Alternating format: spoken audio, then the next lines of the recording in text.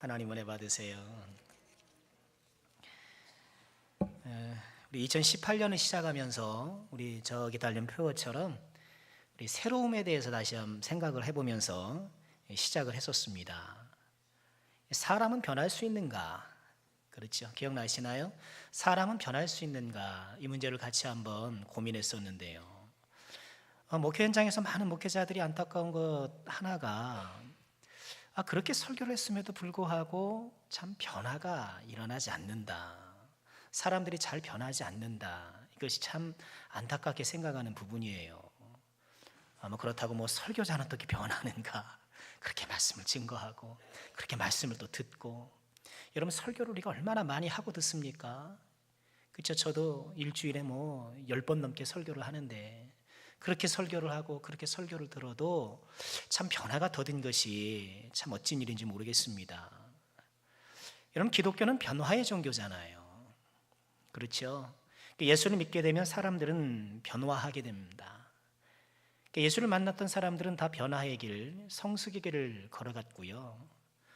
상대적으로 빠를 수 있고 좀 더딜 수는 있지만 이 변화와 성숙은 누구도 예외가 없는 것이죠. 우리는 아브라함 하면은 처음부터 큰 믿음인 것처럼 생각하는데, 그도 변화와 성숙이 성장의 과정이 있었어요. 고향 친척을 버리는 그 위대한 결단을 했습니다만, 여러분 그런 결단이 바로 성숙한 신앙으로 가는 지름길은 아니거든요. 과정이 있어요. 아브라함도 믿음이 주춤할 때가 있었잖아요. 애굽으로 내려가서는 자기 부인을 누구라고 속였어요? 아내라고 속이고 돌아다니는 거예요. 그러고 돌아다니는 거예요. 한 번 그러는 게 아니라 계속 그러고 다니고, 성경 기록된 것만도 2번이잖아요. 그렇게 속여서 엄한 사람이 다른 사람의 아내를 취할 뻔하게 하는 그런 잘못도 저지르고요. 또 하나님의 약속이 지체되니까 하갈을 취해서 이스마엘을 얻었죠. 그래서 이스마엘의 후손과 이삭의 후손이 아직도 싸우잖아요. 아직도 싸우고, 또 99세가 되었을 때에 하나님의 사자가 찾아와서 명년이 때에 아들이 있을 것이다. 그러니까 아브라함이 예, 믿습니다. 그랬을까요? 아니에요. 이스마엘이나 하나님 앞에 살기를 원하나이다. 그랬어요. 아이고, 제 나이가 99세인데 아이고, 말씀은 고맙습니다만 이스마엘이나 그냥 잘 살았으면 좋겠습니다. 그렇게 불신을 표하기도 했어요. 하나님께서 그를 성장시키시고 변화시키시고 이런 과정을 통해서 마침내 이삭을 번제물로 드리는 그 시험을 통과하면서 하나님 뭐라 그러십니까? 내가 이제야 내가 하나님 사랑하는 줄 알았다. 그래, 어느 정도 이제 정말 내가 기대하는 수준까지 내가 변했고 성장했구나. 하나님께서 그렇게 인정해 주신 것이죠. 믿음 생활이란 변화와 성숙의 생활입니다. 그리스도의 장성한 분량까지 우리가 예수를 닮아가는 것. 여러분, 거듭 말씀드립니다만 이 신앙의 초점을 잃지 마셔요. 예수를 믿는 것은 내가 좀 예배를 더 많이 드리고 봉사를 더 많이 하고, 물론 필요하고 귀한 일입니다만 예수님 닮아가지 않으면 아무 소용없는 거예요. 여러분, 이것을 잊지 마시길 바라요. 자, 오늘 이 귀한 시간 우리 바울 요한 전도회 헌신 예배를 드리는데요, 우리 귀한 우리 전도회 회원들 뿐만 아니라 우리 함께한 우리 모두가 이 변화의 성숙, 이 변화와 성숙의 길을 그야말로 성큼성큼 이렇게 힘차게 걸어가는 은혜가 있기를 주의 이름으로 축원합니다. 자, 오늘 말씀을 통해서 예수님의 제자 중 요한이라는 인물을 좀 묵상하면서 이 변화와 성숙의 도전을 함께 받기를 원하는데요, 이 사도 요한은요, 다른 제자들과는 좀 구별되는 몇 가지 그런 특이함이 있습니다. 우선 이 사도 요한은요, 다른 예수님의 제자들과는 달리 순교를 하지 않았어요. 예수님의 제자들은 다 순교했거든요. 순교했는데 이 사도 요한은 90세가 넘도록 살다가 자연사했습니다. 그러니까 예수님은 십자가 위에서 이 사도 요한에게 어머니를 부탁했잖아요. 그렇죠. 이 자식의 못다한 도리를 이 제자 요한에게 부탁했어요. 그래서 이 요한은 예수님의 모친 마리아를 끝까지 잘 봉양했고요. 그리고 에베소에서 목회하면서 요한복음과 요한서신을 기록했고, 잘 아시는 대로 반모섬에 유배되어서는 뭘 기록했죠? 요한계시록을 기록해서 성경 66권을 마감했습니다. 물론 이 요한은 내가 성경을 마감하겠다 그런 생각을 해본 적도 없을 거예요. 그렇지만 하나님의 큰 계획과 그림 안에서 이처럼 성경을 마무리하는 그런 작업을 그가 하게 되었던 것이죠. 그러니까 아마도 예수님은 요한이 장수할 수 있도록 그렇게 은혜를 베푸셔서 모친을 끝까지 봉양하고 또 성경 전체를 마무리할 수 있도록 그렇게 기회를 주신 것이 아닌가 싶습니다. 또 사도 요한은요, 그 예수님의 제자 중에 가장 나이가 어린 사람이었을 것으로 추정돼요. 기록에 따르면 이 사도 요한은 주후 100년 94세로 생을 마감하거든요. 장수하죠. 94세로. 그러니까 주후 100년 94세이니까 그가 출생한 것은 주후 6년쯤일 것이고, 그러면 예수님이 0년에 태어나셨다는 것을 가정해 봤을 때에 예수님을 따를 당시 약 24살이 아니었을까, 그렇게 생각이 돼요. 하지만 더 어렸을 것으로 보여요. 왜냐하면 예수님께서 최후의 만찬에 만찬석상에서 이 요한이 예수님 품에 의지해서 식사를 했거든요. 성경이 그러거든요. 그러니 24살 되면 건장하잖아요. 그러니까 예수님 품에 안겼다라고 했을 때는 훨씬 더 좀 체구가 작거나 왜소 있지 않았을까. 그럼 좀 더 24살보다는 어렸지 않았을까 싶고요. 그리고 예수님께서 십자가에 못 박히실 때에 제자들이 다 도망갔잖아요. 다 뿔뿔이 흩어졌는데 요한만큼은 예수님 십자가 아래에 있었어요. 그러니까 예수님의 어머니 부탁을 받을 수 있던 거죠. 이 사람 왜 십자가 아래까지 쫓아갈 수 있었을까? 아직 10대 청소년이었기 때문에 예수님의 제자일 거라고 생각하지 못하지 않았을까? 그렇게 생각하는 경향이 많아요. 굉장히 타당해 보여요. 그렇죠. 보통 예수님의 제자 그러면 이제 또 성인들로 생각을 하게 되니까 그런 왜소한 청소년일 거라고 생각하기는 어려울 것 아닙니까? 물론 뭐 확실하다고 볼 수는 없겠습니다만. 또 사도 요한은요, 별명이 있었습니다. 별명도 2개예요. 첫 번째 별명은요, 그가 말년에 얻은 별명인데 사랑의 사도였어요. 사랑의 사도. 그래서 그의 설교의 주된 내용은 서로 사랑하는 것이라, 사랑하라, 그게 주제였다고 해요. 그래서 그가 목회하는 교회에서 뭐 툭하면 사랑하라고 하니까 아니 좋은 말도 한두 번 들으면 잔소리가 되잖아요. 그러니까 성도들이 조금 이렇게 볼멘소리를 했나 보죠. 아니 좀 맨날 사랑한다고 말씀만 하시니까 다른 말씀도 해주시면 안 됩니까? 그랬더니 사도 요한이 그랬다는 거예요. 사랑은 기독교의 기초입니다. 사랑을 하게 되면 우리는 죄를 짓지 않을 수도 있습니다. 이렇게 다시 한번 사랑을 강조했다는 것이죠. 여러분, 우리가 요한서신, 요한 1, 2, 3서를 보면 사랑이라는 단어로 가득 차나요. 그만큼 그의 말년에는 사랑을 강조했고, 하나님은 사랑이시라 우리 위에도 써 있잖아요. 하나님은 사랑이시라 뭐 크게 써놨는데 요한일서 4장 8절 말씀이잖아요.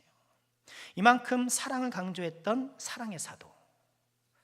그렇지만 그가 처음부터 사랑의 사도였던 건 아니에요. 오늘 그걸 좀 살펴보고 싶은 건데요. 여러분, 사도 요한은 야고보가 형이잖아요. 야고보와 요한, 세베대의 아들인데요. 여러분, 이 요한의 아버지 세베대는 큰 선단을 운영하는 사람이었다고 해요. 갈릴리 바다에서 그냥 배 한두 척 가지고 이렇게 어업에 종사하는 것이 아니라 여러 배를 거느리는 선단을 운영했던 사람인데, 베드로와 안드레 그들도 어부잖아요. 그들은 아마도 이 세베대 선단에 고용되었던 사람이 아니었을까? 누가복음 5장 10절에 보면 이 세베대 아들들과 이 베드로와 요한의 관계를 동업자 그렇게 표현하거든요. 그러니까 그 선단에 고용되었던 어부들이 아니었을까? 그래서 예수님이 제자들을 부르셨을 때에 그들이 결단하면서 마태복음 기록에 따르면 베드로와 안드레는 그물을 버렸다 이렇게 기록하고 있고요. 반면 요한과 야고보는 배와 아버지를 버렸다 이렇게 성경이 기록해요. 그러니까 아버지를 버렸다는 건 뭔가요? 이제 아버지 밑에서 충실하게 수업을 받으면 그 선단을 물려받을 것 아닙니까? 그 기업을 물려받을 것인데, 그러니까 아버지를 버렸다라는 것은 보장된 미래를 버린 거죠. 그렇게 결단하고 주님을 따라간 것이죠. 여러분, 이처럼 예수님의 제자가 되면서 마치 오래전 아브라함이 고향 친척을 떠난 것처럼 배와 아버지를 버리면서 그 또한 위대한 결단을 했습니다만 역시 변화와 성숙은 아직이에요. 이 결단은 참 중요하고 귀한 것이지만 그것이 내 성장에 직결되는 것은 아니라는 건 다시 한번 확인하게 되고요. 우리가 오늘 읽은 본문은요, 여전히 덜 변화되고 성숙의 길이 요원해 보이는 요한의 모습을 보여줘요. 51절에 보니까 예수께서 승천하실 기약이 차감해 이렇게 말씀하셔요. 그러니까 예수님께서 3년 공생을 하셨으니까 요한이 예수님의 제자가 된 지도 이제 3년이 됐단 말이죠.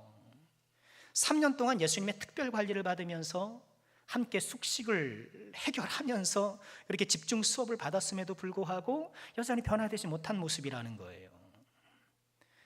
어떤 변화되지 못한 모습인가요? 49절에 볼까요? 49절에 보면 요한이 여짜오되 주여 어떤 사람이 주의 이름으로 귀신을 내쫓는 것을 우리가 보고 우리와 함께 따르지 아니하므로 금하였나이다 이렇게 말씀해요. 그러니까 아마도 요 무렵에 예수님의 이름으로 귀신을 쫓는 어떤 사람이 있었던 모양이에요. 그렇죠? 예수님의 이름으로 귀신을 쫓았어요. 그런데 요한이 쫓아가서는 못하게 한 거예요. 그 왜 그러냐? 하지 마라. 막은 거예요. 그 이유가 뭐라고요? 49절에 보면 우리와 함께 따르지 아니하므로. 그러니까 우리 제자 공동체, 이 제자단의 일원이 아니기 때문에 하지 말라는 거예요. 여러분, 그것은 무엇인가요? 지금 예수님의 이름으로 능력을 행하는 것은 우리 예수님을 수행하는 제자단의 고유의 일이다. 우리 제자단만 할 수 있다. 이 예수님의 능력 행사는 우리가 독점하고 있다, 이런 거예요. 그러니까 우리가 해야지 왜 네가 예수님의 이름으로 하느냐 했던 거죠. 예수님의 능력을 행하는 주체는 오직 우리 제자단이어만 한다고 하는 특권의식, 이런 우월의식, 이게 요한에게 있었던 거예요. 아무리 예수님의 이름을 한다지만 그 사람 귀신을 쫓으면 또 사람들이 다 거기를 우러러볼 것 아닙니까? 인기 상승할 것 아닙니까? 그러니 다른 사람 인기가 상승되면 상대적으로 나의 인기는 하락이 되니까 요한이 막은 거예요. 게다가요, 이 앞선 달라 9장 37절부터 42절까지의 내용을 보면 어떤 이야기가 있나요? 예수님이 변화산에서 변화하는 동안 밑에서 예수님의 제자들이 귀신 들린 소년을 막 고쳐주는 장면이 있거든요. 그런데 성공합니까? 못해요. 실패해요. 뭐 애를 쓰고 노력을 해보는데 귀신이 안 나가는 거예요. 이렇게 자신들은 귀신을 못 쫓고 한마디로 말하자면 스타일이 구겨졌는데 예수님의 제자의 이 면이 안 서는데 예수님 제자단이 아닌 저쪽에 있는 어떤 무명의 사람이 이게 귀신을 쫓고 능력을 행하면 이 사람이 더 위축되는 것이죠. 여러분, 이것은 또한 열등식 가운데 하나잖아요. 다른 사람의 성공을 나의 위기로 인식하고 경계하는 것, 이 열등감 때문에 그러는 거거든요. 그러니 이 49절의 이 이야기를 보면 이 한순간 요한에게 무엇이 작용한 것을 볼 수 있습니까? 우월의식, 그렇죠? 예수님의 능력 행하면 우리만 독점해야 된다, 이런 우월의식. 또 나는 못하는데 저 사람이 해나가는 것 때문에 해나가는 것을 보면서 열등의식, 우월감과 열등감을 동시에 느끼고 있는 것으로 그렇게 보여져요. 여러분, 열등감과 우월감은 동전의 양면이에요. 똑같은 거예요. 똑같은 거예요. 그래서 열등의식을 느끼는 사람은요, 상황이 개선되면 우월의식을 느끼기 쉬워요. 내가 없는 것 때문에 막 힘들어 하잖아요. 있으면 교만하기가 쉬워요. 그래요. 여러분, 이것이 열등의식과 이런 우월의식이 어디에서 비롯됩니까? 비교의식에서 나오는 거잖아요. 자꾸 다른 사람하고 비교하는 거, 다른 사람하고 비교하는 거. 여러분, 여기서 우리가 무엇을 발견합니까? 우리가 예수를 믿으면서 변화와 성숙의 이 길을 걸어가면서 주요 장애물이 되는 것이 뭐예요? 자꾸 비교하는 비교의식, 남하고 자꾸 비교하는 거예요. 사탄이 처음 사람들을 유혹할 때, 아담과 하와를 유혹할 때 사용했던 것이 이 비교의식을 부추기는 거였잖아요. 선악과를 먹으면 눈이 밝아져서 하나님처럼 된다는 거예요. 하나님처럼. 그러니까 하나님과 자신들을 비교하게 만들고, 그래서 하나님보다 내가 열등한 것을 알게 되고, 그 열등한 것을 극복하고자 선악과를 따먹게 되고 하나님처럼 되고자 했지만 결국 어떻게 됐어요? 인간 이하가 되고 말았잖아요. 이런 비교의식은 여러분, 우리가 믿음 생활하면서 변화 성숙한 신앙을 가게 길을 걸어감에 있어서 이 비교의식은 반드시 치워버려야 되는 그런 주요 장애물이라는 거예요. 이 비교의식에 딱 사로잡히면 굉장히 불행해져요. 그렇죠? 이 비교의식에 딱 사로잡히면 남들과 비교하면서 앞서지 못하면 속상하고 뒤처져 보고 속상하고, 그렇죠? 앞선다고 해서도 불안해요. 이 비교의식은 그만큼 우리의 마음을 지옥으로 이끌어가는 아주 악한 요소라는 거예요. 비교의식에서 자유로운과 그렇지 못한가를 몇 가지를 통해서 우리가 좀 확인해 볼 수 있어요. 그러니까 비교의식에서 자유로운 사람은요, 자기 약점을 고백할 줄 알아요. 내가 이렇게 약점이 있어, 내가 이렇게 단점이 있어. 그런데 비교의식에 사로잡힌 사람은요, 체면이나 자기 지위 때문에 자꾸 약점을 감추려는 그런 경향이 있어요. 나를 오픈 못합니다. 나를 오픈 못해요. 비교의식에서 자유로운 사람은요, 사과를 잘해요. 미안합니다, 잘못했습니다, 아이고 내 실수네요. 사과를 잘하고요, 잘못을 인정해요. 그런데 비교의식에 사로잡힌 사람은요, 변명을 하기가 급급해요. 자꾸 변명해요. 좀 말도 안 되는 변명으로 일관하기 쉬워요. 비교의식에서 자유로운 사람은요, 칭찬을 잘해요. 반면에 비교의식에 사로잡히면 다른 사람을 비난을 잘해요. 여러분 한번 생각해 보세요. 나는 칭찬을 잘하는가 혹은 비판을 잘하는가? 우리는 죄인이라서 비난하고 비판하는 걸 더 좋아해요. 우린 그래요, 죄인이라서. 남말하면 재밌잖아요. 그렇죠? 아니십니까? 뒷담화하면 그렇게 재밌어요. 왜 뒷담화하는 줄 아십니까? 재밌어서. 너무너무 재밌거든요. 막 입에 착착착착 붙거든요. 여러분, 비교의식이에요. 비교의식에서 자유로운 사람은요, 자존감이 높아요. 반면에 비교의식에 사로잡힌 사람은 자존심이 높아요. 자존심이 강해요. 자존심. 여러분, 자존심 강하는 거 그거 좋은 거 아니에요.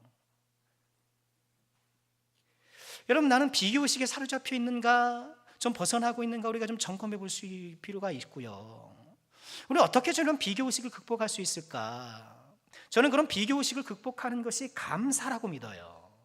감사하는 것. 내가 감사하면, 그렇죠, 내 상황과 내 형편에 감사할 때 비교의식을 넘어설 수 있어요. 여러분, 지금 요한을 보십시오. 얼마나 큰 축복을 그가 누리고 있습니까? 하나님의 아들을 직접 대면하고 예수님의 숨소리를 듣고 예수님의 목소리가 어떨지, 여러분 예수님 목소리가 어떤지 아셔요? 저처럼 이상하진 않았을 것 같은데 예수님의 목소리를 들었단 말이에요. 이야, 기가 막히지 않습니까? 예수님의 목소리를 듣고 예수님이 음식 잡수시는 것을 보고, 말하자면 저자직강을 듣잖아요. 그 가르침, 우리는 성경을 통해서, 그렇죠? 부족한 설교자가 연구하고 준비한다고 하지만 이 저자직강 같겠습니까? 예수님이 직접 가르쳐 주시는데. 저는 제자들에게 가장 부러운 것이 양육을 만든 거예요. 양육받는 거. 여러분, 이것이 굉장히 중요해요. 가만 보면 우리는요, 사랑받을 기회는 많지만 양육받을 기회는 그만큼 적어요. 그보다 적어요. 양육이라는 게 뭐예요? 인품과 실력을 지혜로운 조언 혹은 모범을 통해서 향상시켜주는 거잖아요. 좋은 선생님을 만나는 것. 좋은 선생님을 만나면 내 인품이 성장하고 내 실력도 성장하고, 그런 선생님을 만나야 돼요. 물론 우리는 모든 사람에게 배우려는 마음의 자세를 갖고, 그렇죠? 그런 것이 중요하지만, 그런 것도 꼭 필요합니다만, 훌륭한 선생님을 직접 모시는 것만은 못하잖아요. 여러분 어때요? 그런 양육자가 계시나요? 그런 스승이 나에게 있나요? 그게 복이에요. 나를 끌어주는 스승이 있다라는 거. 근데 예수님이 스승으로 모시고 예수님께 직접 양육을 받잖아요. 인류 역사상 이런 특권을 누린 사람은 극소수였잖아요. 12명 극소수. 이런 극소수만이 얻을 수 있는 특권을, 이 복을 받아 누리고 있으면서도 이름 모를 퇴마사, 주석에 나오는 퇴마사, 그렇죠? 이름 모를 어떤 사람이 예수님의 이름으로 귀신 쫓은 것 때문에 시기심이 발동하고 비교의식이 발동해가지고 막 거기 이제 신경을 쓰고 이러는 거예요. 지금 내가 뭘 받고 있는지, 내가 지금 엄청난 축복과 은혜를 받아 누리고 있음에도 불구하고 그건 모르고 저거 엉뚱한 거, 조그만 거 갖고 그거 가지고 내가 인생의 에너지를 낭비하고 있는 거예요. 감사를 잃어버리니까. 여러분, 지난 주일날 우리가 추수감사주일을 보냈습니다만, 여러분, 감사절은 지나지만 감사는 끝나는 게 아니죠. 우리는 항상 감사해야 되니까. 다시 한번 우리가 늘 감사할 때에 주님의 은혜, 나에게 받은 복을 세워보아라. 받은 복을 세워보아라. 우리가 한 해가 저물어갈 때에, 여러분, 그러기 쉽잖아요. 올 한 해도 내가 나 산다고 살지만, 열심히 수고한다고 수고했지만 뭐 특별히 이런 것 없어 보이고 그렇잖아요. 뭘 그렇게 일도 되는 것도 없고 그렇지만 주신 복을, 받은 복을 하나하나 헤아려 보면 감사할 수밖에 없는 것이죠. 이 감사로 이 비교의식을 차단하고 비교의식을 제압하여서 이 변화의 성숙의 길을 씩씩하게 걸어간 우리가 되기를 주의 이름으로 축원합니다. 자, 요한의 미성숙한 두 번째 모습이 51절 이하에 또 발견되는데요. 51절 이하에 보면 예수께서 승천하실 기약이 차감해 예루살렘을 향하여 올라가기로 굳게 결심하셨다. 승천할 기약이 차간다는 것은 지상사역이 이제 마감될 때가 다가오고 있다는 것 아닙니까? 예루살렘으로 올라가시를 결단하셨는데, 예루살렘에서 뭔가 기다리고 있는지 예수님께서 너무 잘 아시잖아요. 십자가가, 고난이 기다리고 있잖아요. 그렇기 때문에 굳게 결심하셨어요. 예루살렘으로 올라가기로. 그런데 여러분, 지금 예수님께서는 갈릴리에서 예루살렘으로 올라가는 이런 과정이거든요. 갈릴리에서 예루살렘을 가려면 사마리아를 통과하는 길이 가장 빠른 길이에요. 그런데 유대인과 사마리아 사람들은 서로 상종도 안 했잖아요. 아주 극과 극이잖아요. 그러니까 유대인들이 갈릴리에서 예루살렘 혹은 예루살렘에서 갈릴리를 가려면 삥 돌아갔어요. 사마리아 땅을 밟아도 부정이다 이거예요. 땅만 밟아도 부정이니까 상종도 안 하니까 내가 돌아가고 만다. 돌아가는 거예요. 그런데 예수님은 어떻게 하려고 하셔요? 이 사마리아를 관통해서 가려고 하시는 거예요. 그래서 사마리아 사람들에게 사자들을 앞서 보내셔. 52절 보니까 사자들을 앞서 보내셔서 예수를 위해서 준비하도록 좀 이렇게 말씀을 하셨어요. 그런데 사마리아 사람들이 어떻게 반응을 보이나요? 53절 보실까요? 예수께서 예루살렘을 향하여 가시기 때문에 그들이 받아들이지 아니하는지라. 사마리아 사람들이 예수님을 거부하는 거예요. 여러분, 사마리아 사람들이 예수님과 좀 특별한 관계 가운데 있잖아요. 비록 유대인들은 싫지만 예수님은 좀 호감이 있거든요. 요한복음 4장 보면 수가성에서 사마리아 여인에게 복음을 전하시고, 그리고 그때 많은 사람들이, 사마리아 사람들이 예수님을 믿고 예수님도 사마리아 지역에서 이틀간 머무셨단 말이에요. 이렇게 그들과 함께 먹고 자고 하실 만큼 친밀감이 있었는데, 이제는 사마리아 사람들이 어쩐 일인지 예수님을 지금 홀대하는 거예요. 그 이유가 53절에 뭐라고 말씀하나요? 예루살렘을 향하여 가시기 때문에. 이 사마리아 사람들도 지금 예수님이 예루살렘으로 왜 가는지 대략은 알아요. 가면 이제 메시아로서 다윗 왕조를 펼치기 위해서, 메시아 사역을 이제 완성하기 위해서 올라간다는 것쯤을 알고 있었단 말이에요. 그런데 예루살렘으로 가시는 것 때문에 못마땅한 거예요. 왜 하필 예루살렘이냐 이거예요. 왜 우리 사마리아인들이 이렇게 대적하고 있는 유대인의 성지에 가서 지금 그렇게 하시느냐. 뭐 그럴 수밖에 없다고 생각은 하겠지만 마땅치 않은 거에 달갑지 않은 거예요. 역시 예수님도 유대인이로구나. 결국 우리에게 그렇게 말씀도 전하시고 따뜻하게 다가와 주시지만 예수님 결국 유대인이로구나. 아마 그렇게 생각했던 것은 아닐까. 자, 어쨌든 이렇게 사마리아 사람들이 홀대하니까 야고보와 요한이 격분해요. 그러면서 54절에 뭐라고 말씀하나요? 54절 같이 한번 읽어볼까요? 함께 합니다. 제자 야고보와 요한이 이를 보고 이르되 주여 우리가 불을 명하여 하늘로부터 내려 저들을 멸하라 하기를 원하시나이까.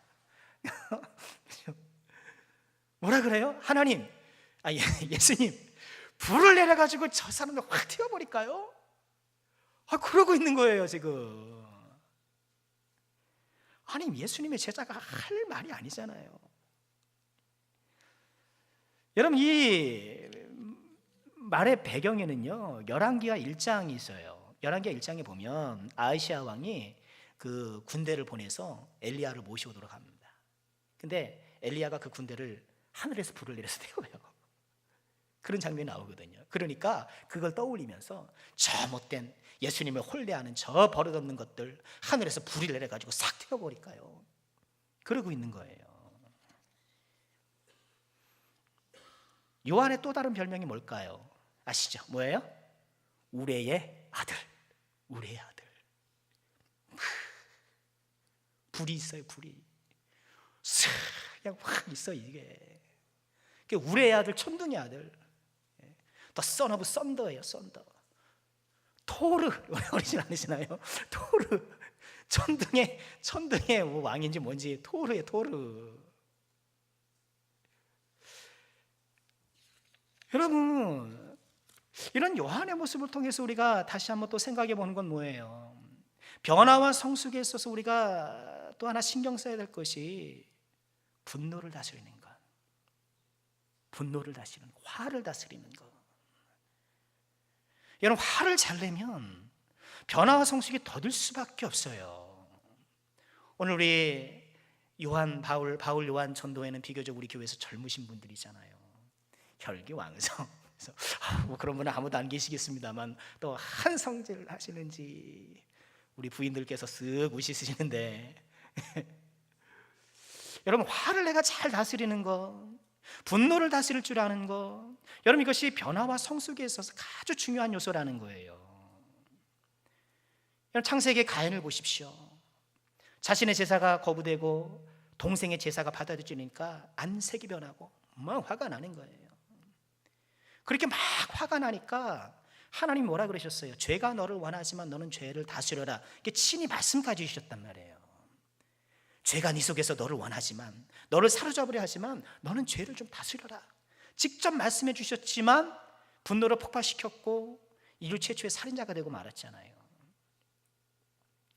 에베소서 4장 26절에 우리가 잘 아는 말씀이죠. 한번 같이 한번 읽어보실까요? 분을 내어도 죄를 짓지 말며 해가 지도록 분을 품지 말고. 여러분, 우리가 이것을 정말 꼭 붙들어야 돼요. 왜요? 화나는 일이 너무너무 많잖아요. 그렇죠? 분노할 일들이 너무너무 많아요. 가만 보면 여러분, 내 인생이 내 뜻대로 펼쳐지지가 않잖아요. 그렇잖아요. 올 한 해 내가 직장 했던 일들, 내가 기도하고 준비했던 일들이 다 그대로 이루어지던가요? 여러분, 그랬으면 얼마나 좋겠습니까만 우리의 계획하고 우리가 생각하는 것, 꿈꾸는 것들이 번번이 좌절되기 쉽고 그것이 여러 가지 요인이라고 생각을 하게 되면 마음에 화가 나는 거예요. 분을 내어도 죄를 짓지 말고. 그러니까 우리 하나님은 아셔요. 우리가 분이 날 수 있다는 걸 아셔요. 그러니까 화가 나는 것 자체를 우리는 어떻게 할 수가 없어요. 우리는 그런 사람이니까, 죄인이니까 화조차 안 낼 수는 없어요. 그런데 분을 내어도, 화가 나더라도 죄를 짓지 말라는 거예요. 그것을 잘 다스려서 그것이 막 활개치지 않도록, 그래서 말과 행동으로 다른 사람을 가격하지 않도록 이걸 좀 다스리라는 거예요. 여러분, 강서구 PC방 살인사건 여러분 언론 보도를 통해서 보셨지 않습니까? 나를 무시하는 것 같았다 이거예요. 나를 무시하는 것 같았다. 그래서 그 가해자가 인터뷰하는 내내 씩씩씩 대면서 인터뷰를 하더라고요. 그때를 생각하니까 또 분이 올라오나 봐요. 뭐 씩씩씩 대면서 나를 뭐 무시해서 막 이러는 거예요. 순간의 분노를 참지 못하고 다스리지 못해서 엄청난 비극을 초래하는 경우를 우리가 얼마나 많이 봅니까? 별거 하는 일에 발끈해가지고 이 순간의 화를 다스리고 참지 못하고 관리하지 못해서 인생이 완전히 무너져버리고 큰 낭패를 보는 경우를 우리가 심심치 않게 보지 않습니까? 분을 내어도 죄를 짓지 말고. 또 뭐라고 말씀하시나요? 해가 지도록 분을 품지 말고.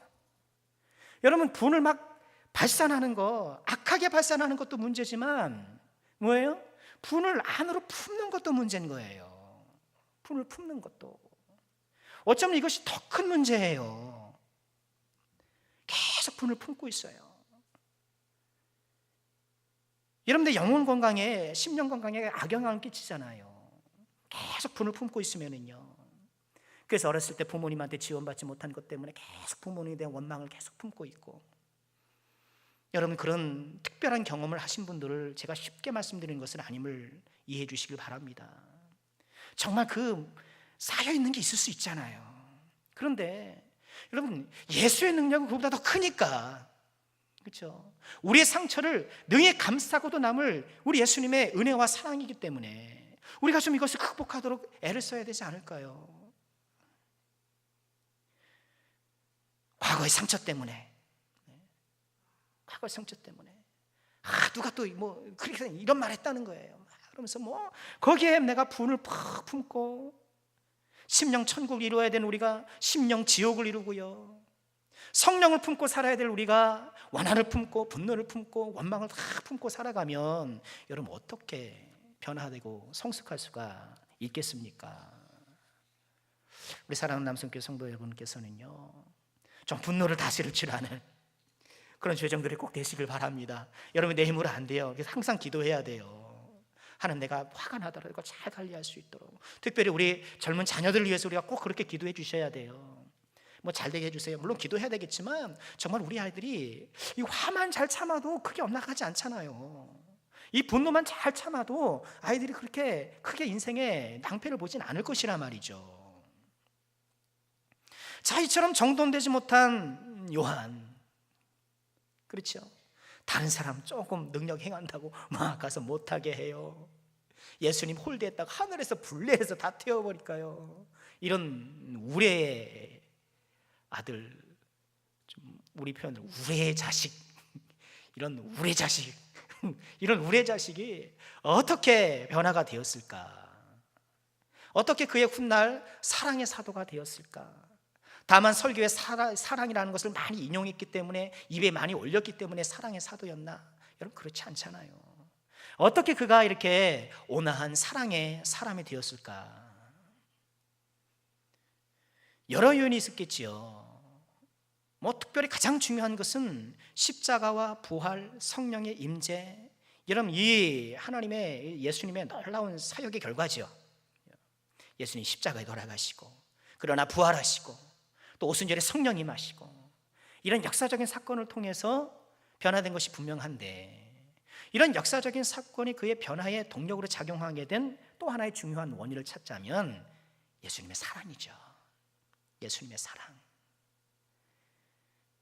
제자로 살아온 내내 3년 동안 거칠고 정돈되지 못하고 그런 부잣집 막내 아들처럼 천방지축이었던 요한, 그렇지만 예수님이 어떻게 하셨습니까? 최운의 만찬에도 여전히 그를 품으시고, 이렇게 엉뚱한 소리하고, 그렇죠?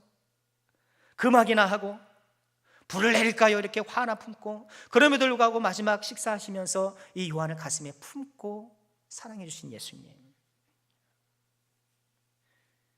여러분 그 사랑이죠. 그래서 요한은요, 요한복음을 기록하면서 자기 이야기도 나오니까 그래서 자기를 표현할 때가 있을 것 아닙니까? 그럴 때에 자기 이름을 쓰는 대신에 사랑하시는 그 제자 이렇게 표현해요. 베드로와 사랑하시는 그 제자, 자기 자신이에요. 그러니까 자기를 이야기할 때에 예수님께 사랑받은 것, 그것을 떠올리게 되고, 그렇지, 내가 예수님께 사랑받았지, 예수님 나를 그렇게 사랑하셨지, 그것을 거듭거듭 생각했다는 거예요. 여러분 사람을 변화시키는 것은 결국 사랑이에요. 예수님께서 왜 자기 아들을 우리에게 내어주셨을까요? 사랑이, 최고의 사랑이 결국 사람을 변화시키니까, 최고의 사랑이 최고의 능력을 발휘하니까, 사랑만이 사람을 변화시키니까.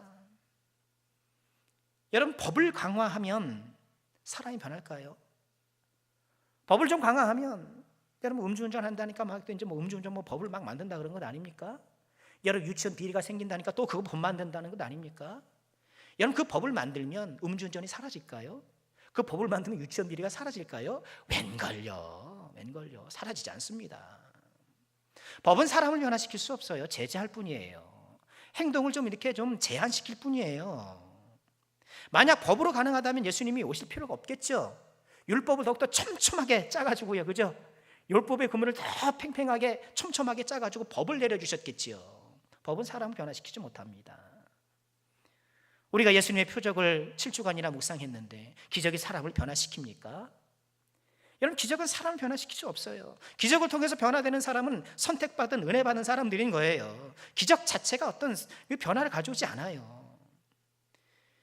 어떤 특별한 힘이나 능력이나 이런 것들로 사람을 복종시킬 수는 있겠지만 변화는 오직 사랑을 통해서만 가능하다는 거예요. 여러분, 그렇잖아요. 십자가와 부활과 성령의 임재와 이런 모든 일련의 과정을 통해서 요한이 깨달은 건 뭐예요? 아, 예수님이 나를 얼마나 사랑하시는지, 얼마나 사랑하는지, 주님이 나를 얼마나 사랑하는지를 내가 잘 알고 있다면, 내가 어떤 사랑을 받았는지를 내가 잊지 않고 있다라면, 여러분이 자녀도 그렇잖아요. 부모님이 나를 얼마나 사랑하는지를 알면 그 철이 드는 거야. 그러게 그렇잖아요. 부모의 사랑을 올바로 깨달으면 그때부터 철이 드는 것처럼 우리가 예수님의 사랑이, 예수님이 나를 얼마나 사랑하는지를 우리가 올바로 알게 되면 거기서 우리가 변화가 일어나는 거예요. 요한에서 4장 19절에서 뭐라고 말씀하시나요? 요한 사도가 그렇게 깨달아서 훗날 그렇게 말씀을 증거하는 거죠. 우리가 사랑함은 그가 먼저 우리를 사랑하셨기 때문이다. 우리가 어떻게 사랑하는가? 내가 먼저 사랑을 받았으니, 주님께서 나를 사랑하셨으니 내가 이 사랑 신용이라도 내는 거다. 내가 이렇게 사랑할 수 있는 거다. 여러분, 사랑을 받아본 사람이 사랑할 수 있는 거예요. 그러니 내가 사랑하지 못하는 까닭은 어쩌면 예수님의 사랑을 내가 잘 모르는 것일 수가 있어요. 우리는 다 사랑받아서 예수님의, 하나님의 자녀가 된 것 아닙니까? 사랑받아서 하나님의 자녀가 됐는데 우리에게 사랑이 없어요. 용서받아서 하나님의 자녀가 됐는데 우리에게 용서가 없어요. 참 문제죠. 문제예요. 요한에서 4장 20절에 뭐라고 말씀하시나요? 우리 다 같이 한번 읽어보겠습니다. 함께 합니다. 누구든지 하나님을 사랑하노라 하고 그 형제를 미워하면 이는 거짓말하는 자니, 보는 바 그 형제를 사랑하지 아니하는 자는 보지 못하는 바 하나님을 사랑할 수 없느니라. 하나님을 사랑하노라 하고 그 형제를 미워하면 거짓말하는 거다. 보는 바 그 형제를 사랑하지 아니하는 자가 하나님을 사랑할 수 없다. 와, 이런 참 이게 우리에게 참 너무 충격적인 말씀 아닙니까? 우리는 미워해도 사랑할 수 있다라고 생각해요, 하나님을. 저도 모르게 그렇게 생각한다니까요. 내가 누군가를 마음에 딱 미워하고 있으면서도 나는 하나님을 사랑할 수 있다고 생각을 해요. 마음을 분리시켜요. 내가 저 사람을 미워하는 거지 하나님을 미워하는 것이 아니에요. 이렇게 말한다니까요. 하나님은 그렇게 안 봐요. 그렇게 안 봐요. 다른 사람을 미워하는 것을 하나님을 미워하는 거로 생각하는 거예요. 다른 사람이 행한 것을 우리 예수님은 본인에게 행한 거로 아시잖아요. 마태복음 25장 우리가 같이 보지 않습니까? 내 이웃에게 행하는 거를 예수님께 하는 거로 아는 거, 이거는요 수사적인 표현이 아니에요, 여러분. 제발 이것은 그냥 듣기 좋은 설교 용어가 아니라는 거예요. 내가 누군가에게 행하는 것이 예수님께, 하나님께 그대로 행한다는 것을 생각해 보면, 여러분, 내가 사랑한다는 것이 얼마나 소중한 것인지. 천반지축 이 부잣집 도련님, 이 우레자식 요한, 그가 예수님의 사랑을 깨닫게 되니까, 예수님의 사랑이 그 마음에 올바로 자리 잡기를 하게 되니까 사랑의 사도가 되는 거예요. 우리 좀 전에 읽었던 말씀, 해가 지도록 분을 품지 말고, 해가 지도록, 거기서 해가 지도록은 뭔가요? 그날이 가도록. 그래서 그날이에요. 그런데 또 우리는 어떻게 좀 적용할 수 있을까요? 올 해가 가기 전에, 올해가 가기 전에 그렇게 적용해도 어떨까 싶어요. 여러분, 내 가족 중이든 내 이웃의 누구든 불편한 마음이 있다라면 해 넘기지 마세요. 오늘을 넘기지 마셔요. 결국 변화와 성숙이라는 건 뭔가? 예수를 믿는 것은 변화하는 거잖아요. 변화 성숙이라는 것은 무엇인가? 그것은 사랑이 더욱더 깊어지는 거잖아요. 사랑이 더욱더 깊어지는 것. 저 사람이 변화되었어. 이거 뭔가요? 기도를 유창하게 잘해. 필요할 수 있어요. 교회에 겨우 오전 예배만 드리던 옛날 어르신 부흥사들이 뭐라 그랬습니까? 오전 예배 오는 분들은, 오전 예배만 오는 분들은 오전짜리 교인이라 막 그러셨어요. 그 오전짜리. 그럼 우리는 얼마예요? 오후에 오신 분들은 얼마예요? 에이 몰라요. 10전이에요. 뭐 그럴 수도 있겠네요. 10전이면. 여러분, 오전 예배 겨우 드리던 사람이 오후 예배도 나타나고 수요 예배도 나타나고 새벽 기도 나타나고 정말 감사한 일이죠. 또 필요한 일이에요.